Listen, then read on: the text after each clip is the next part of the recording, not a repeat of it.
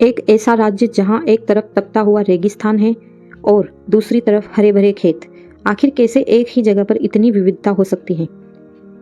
आज हम समझेंगे राजस्थान का भौतिक स्वरूप, जो आरपीएससी एग्जाम का सबसे इम्पोर्टेंट टॉपिक है।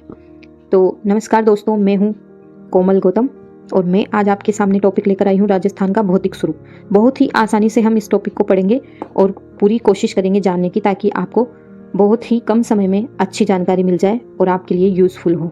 तो चलिए शुरू करते हैं। राजस्थान भारत का सबसे बड़ा राज्य है, लेकिन इसकी असली पहचान इसकी भौगोलिक बनावट में छुपी है। इसका पूरा स्वरूप 5 मुख्य भागों में बटा है। फर्स्ट है अरावली पर्वतमाला, दूसरा है थार मरुस्थल, तीसरा पूर्वी मैदान और चौथा हाड़ौती पठार और पांचवा है दक्षिणी पर्वतीय क्षेत्र।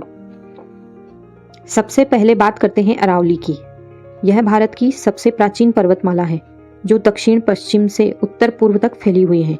सबसे महत्वपूर्ण बात, अरावली राजस्थान को 2 भागों में बांटती है, पश्चिमी मरुस्थल और पूर्वी में उपजाऊ क्षेत्र।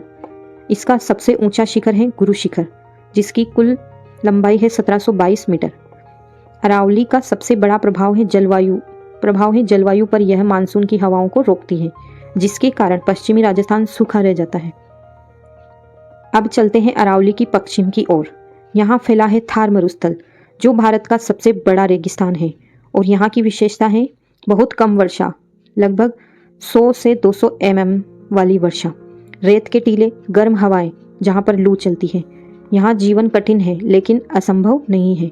और यहाँ की प्रमुख नदी है लूणी, खारे पानी की लूणी नदी। अब आते हैं अरावली के पूर्व में। यहाँ का दृश्य बिल्कुल अलग है। हरी भरी जमीन, बहती नदियाँ। यहाँ की प्रमुख नदियाँ हैं चंबल, बनास। यह क्षेत्र कृषि के लिए सबसे उपयुक्त है। यहाँ की मुख्य फसल है गेहूं, सरसों। अब बात करते हैं दक्षिण पूर्वी भाग की, जिसे हाड़ौती पठार कहते हैं। ये कोटा, बूंदी, झालावाड़ और बारां हाड़ौती क्षेत्र में फैला हुआ है। इसकी विशेषता है यहाँ पर काली मिट्टी पाई जाती है और यहाँ पर अच्छी वर्षा होती है। सिंचाई की सुविधाएं काफ़ी है। अब आते हैं दक्षिण राजस्थान। दक्षिणी राजस्थान उदयपुर, बांसवाड़ा और डूंगरपुर। यह क्षेत्र पहाड़ी और वन क्षेत्र है। यहाँ आदिवासी जनसंख्या अधिक है। राजस्थान में नदियाँ 2 प्रकार की होती हैं, बारहमासी और अस्थायी। बारहमासी नदी है चंबल और अस्थायी नदी है बनास, लूणी आदि। तो अब पूरा भौतिक स्वरूप समझ लो एक लाइन में। अरावली है विभाजन, पश्चिमी में मरुस्थल, पूर्व में खेती, दक्षिणी पूर्व में पठार, दक्षिण में वन क्षेत्र।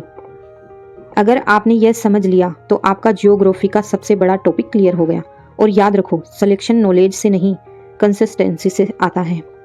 तो ऐसी ही अच्छी जानकारी के लिए जुड़े रहिए हमारे चैनल से, सीधी शिक्षा से, और आगे से आगे शेयर करें, ताकि और बच्चों तक भी ऐसी ही जानकारी मिलती रहे। मिलते हैं नेक्स्ट वीडियो के साथ। तब तक के लिए नमस्कार।